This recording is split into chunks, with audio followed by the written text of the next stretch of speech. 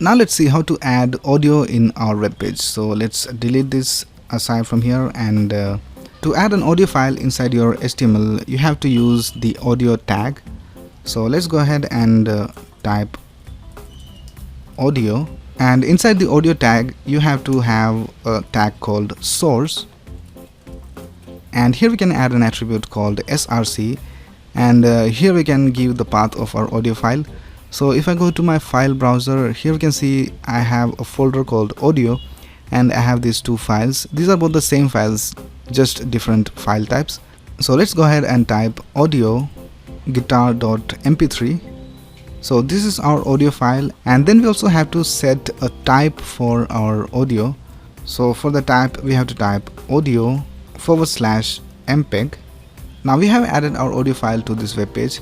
Now to see our file over here, we have to have an attribute called controls, and if I save this, we can see our audio file over here, and if I click on play, so we can also control the volume over here, and we can play and pause the audio. So this is basically how you add audio into your web page. Now it is recommended that you add multiple source tags to your audio tag, so that if one of these doesn't work, the other one will work. So let's add one more source, and we will add our guitar.wav file, and we'll change this type to wave. And in our web page it will just show one file. So if one of these doesn't work, then the other one will be displayed over here.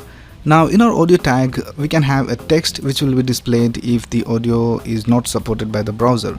So here we can type audio tag is not supported in this browser. So this text will only be displayed if the audio tag is not supported by the browser. Now we have different attributes for the audio tag. We can have an attribute called autoplay. So when we save this file, the audio autoplays when the page is loaded. And then we also have another option called loop.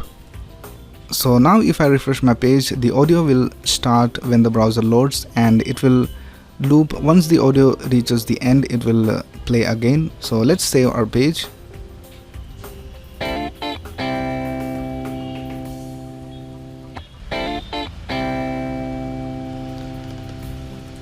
Now let's see how to add video in our web page. So video is almost the same as the audio tag.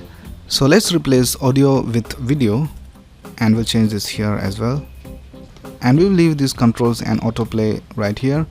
And in my file browser I have a folder called video, and in that I have an mp4 file. So let's delete one of these, and for the source we will say video/lake.mp4, and for the type we'll set it to video/mp4.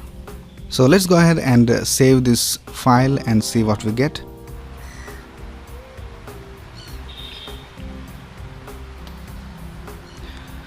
We can see that the video is playing, but it has a huge height and width.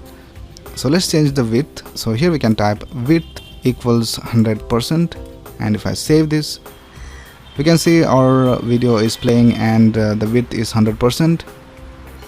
And we have all the controls. We can pause the video, we can play the video, we can decrease or increase the volume, we can play it on full screen.